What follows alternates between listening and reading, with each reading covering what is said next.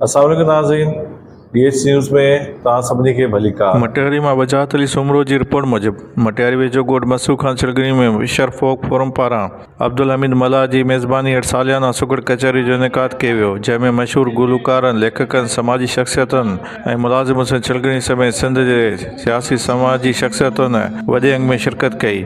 सुगड़ कचहरी में ॻाइणनि ख़ूबसूरत क़ौमी गीत पेश कया, जॾहिं त अब्दुल हमीद चांडियो ऐं अली बख्श मरी अलगोज़ो नरबेद पेश करे सुगड़ कचहरी खे ज़िंदा कयो। उन मौक़े ते फिशर फोक फोरम जे अब्दुल मजीद मल्लाह चयो त ओतागु ऐं सुगड़ कचहरी असांजी सिंध जी सकाफ़त आहे। अहिड़ियूं कचहरियूं माण्हुनि खे ज़हनी, जज़्बाती ऐं रूहानी सुकून ॾियनि थियूं ऐं असांजी सकाफ़त खे बि ज़िंदा रखनि थियूं।